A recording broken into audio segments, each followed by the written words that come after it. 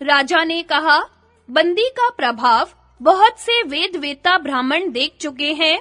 तुम उसकी शक्ति को न समझकर ही उसे जीतने की आशा कर रहे हो।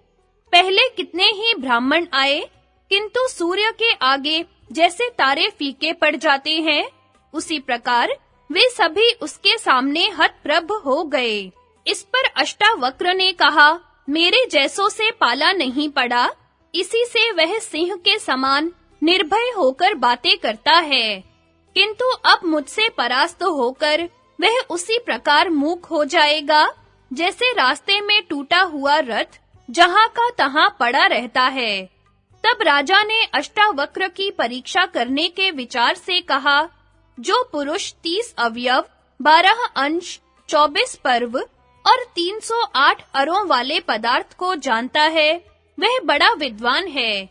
यह सुनकर अष्टावक्र बोले, जिसमें पक्ष रूप 24 पर्व, ऋतु रूप 6 नाभि, मास रूप 12 अंश और दिन रूप 360 अरे हैं, वह निरंतर घूमने वाला संवत्सर रूप काल चक्र आपकी रक्षा करे।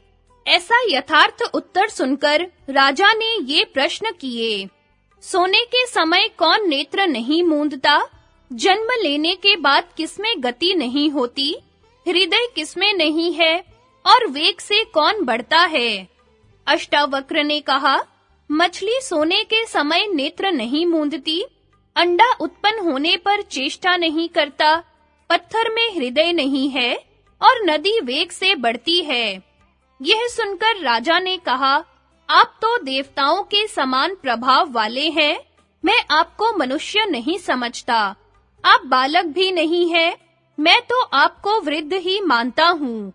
वाद विवाद करने में आपके समान कोई नहीं है, इसलिए मैं आपको मंडप का द्वार सौंपता हूँ और यही वह बंदी है।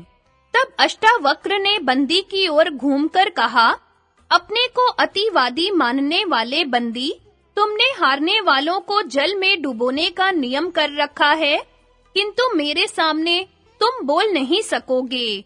जैसे प्रलयकालीन अग्नि के निकट नदी का प्रवाह सूख जाता है, उसी प्रकार मेरे सामने तुम्हारी वाद शक्ति नष्ट हो जाएगी। अब तुम मेरे प्रश्नों का उत्तर दो और मैं तुम्हारी बातों का उत्तर देता हूँ। राजन, जब भरी सभा में अष्टावक्र ने क्रोध के साथ गरज कर इस प्रकार ललकारा, तो बंदी ने कहा, अष्टावक्र, एक ही अग्नि अनेक प्रकार से प्रकाशित होता है। एक सूर्य सारे जगत को प्रकाशित कर रहा है। शत्रुओं का नाश करने वाला देवराज इंद्र एक ही वीर है तथा पितरों का ईश्वर यमराज भी एक ही है। अष्टावक्र, इंद्र और अग्नि ये दो देवता हैं, नारद और पर्वत ये देवऋषि भी दो हैं, दो ही अश्विनी कुमार हैं, रथ के पहिए भी दो ही होते हैं, और विधाता ने पति और पत्नी ये सहचर भी दो ही बनाए हैं। बंदी, यह संपूर्ण प्रजा कर्मवश 3 प्रकार से जन्म धारण करती है। सब कर्मों का प्रतिपादन भी 3 वेद ही करते हैं।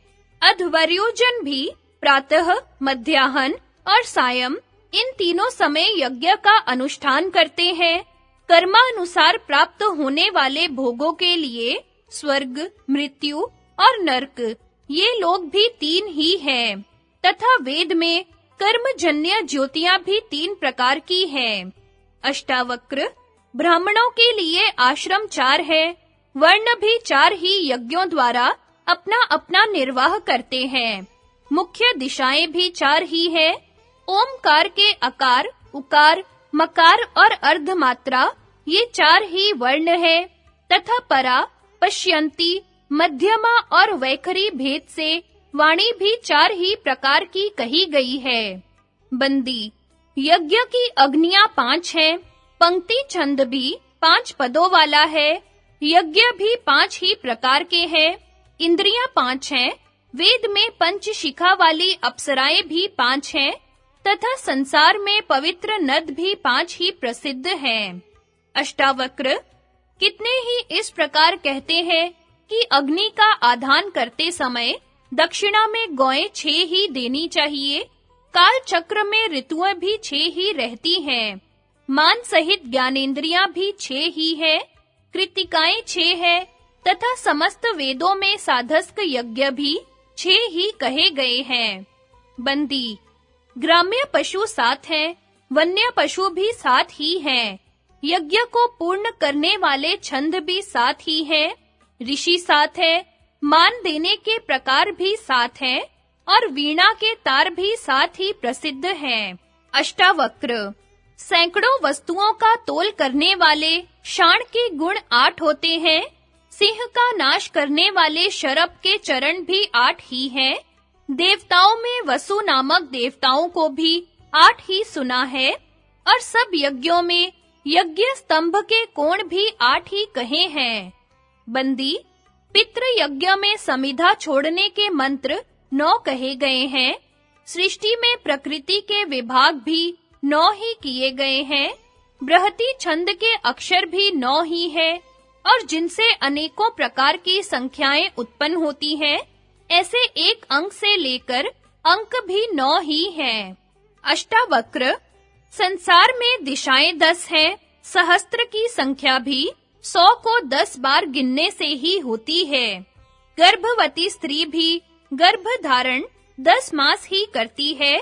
तत्व का उपदेश करने वाले भी 10 हैं तथा पूजने योग्य भी 10 ही हैं। बंदी, पशुओं के शरीरों में 11 विकारों वाली इंद्रियां 11 होती हैं। यज्ञ के स्तंभ 11 होते हैं। प्राणियों के विकार भी 11 हैं तथा देवताओं में रुद्र भी 11 ही कहे गए हैं। अष्टावक्र, एक वर्ष में महीने 12 होते हैं। जगती छंद के चरणों में भी 12 ही अक्षर होते हैं। प्राकृत यज्ञ 12 दिन का कहा है और धीर पुरुषों ने आदित्य भी 12 ही कहे हैं। बंदी, तिथियों में त्रयोदशी को उत्तम कहा है और पृथ्वी भी 13 द्वीपों वाली बतलाई गई है।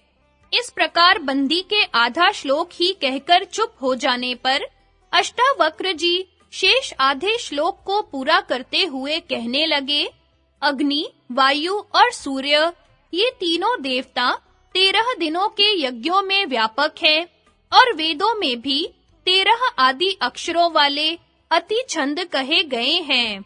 इतना सुनते ही बंदी का मुख नीचा हो गया और वह बड़े विचार में पड़ गया, परंतु अष्टावक्र के मुख से वाणी की झड़ी लगी ही रही। यह देखकर सभा के ब्राह्मण हर्ष ध्वनि करते हुए अष्टावक्र के पास आकर उनका सम्मान करने लगे।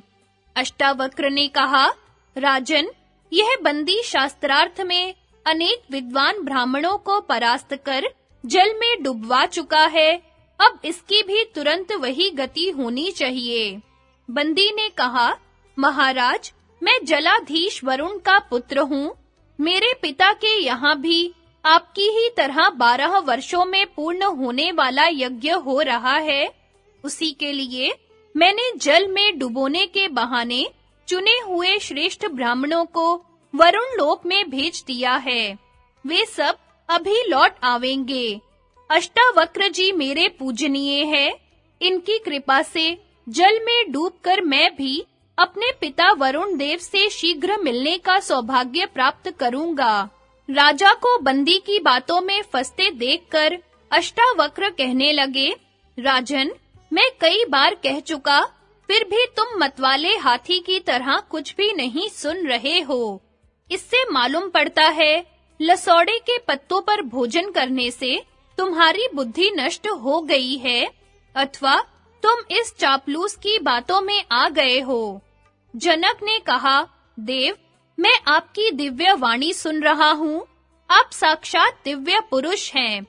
आपने शास्त्रार्थ में बंदी को परास्त कर दिया है। मैं आपके इच्छानुसार अभी-अभी इसके दंड की व्यवस्था करता हूँ। बंदी ने कहा, राजन, वरुण का पुत्र होने से मुझे डूबने में कुछ भी भय नहीं है। ये अष्टावक्र भी बहुत दिनों से डूबे हुए अपने पिता कहोड का अभी दर्शन करेंगे। लोमश जी कहते हैं, सभा में इस प्रकार बातचीत हो ही रही थी कि समुद्र में डुबाए हुए सभी ब्राह्मण वरुण देव से सम्मानित होकर जल से बाहर निकल आए और राजा जनक की सभा में आ पहुंचे। उनमें से कहोड ने कहा, मनुष्य ऐसे ही कामों के लिए पुत्रों की कामना करते हैं। जिस काम को मैं नहीं कर सका था, वही मेरे पुत्र ने करके दिखा दिया। राजन, कभी-कभी दुर्बल मनुष्य के भी बलवान और मूर्ख के भी विद्वान पुत्र उत्पन्न हो जाता है। इसके पश्चात बंदी भी राजा जनक की आज्ञा लेकर समुद्र में कूद पड़ा। तदनंतर ब्राह्मणों ने अष्टावक्र की पूजा की और अष्टावक्र ने अपने पिता का पूजन किया। फिर अपने मामा श्वेत केतु के सहित वे अपने आश्रम को चले। वहां पहुंचकर कहोड ने अष्टावक्र से कहा, तुम इस समंगा नदी में प्रवेश करो। बस अष्टावक्र ने जैसे ही उसमें डुबकी लगाई कि उनके अंग सीधे हो गए। उनके संसर्ग से यह नदी भी पवित्र हो गई। जो पुरुष इस नदी में स्नान करता है, वह सब पापों से मुक्त हो जाता है। राजन, तुम भी द्रौपदी और भाइयों के सहित स्नान और आचमन करने के लिए इसमें प्रवेश करो।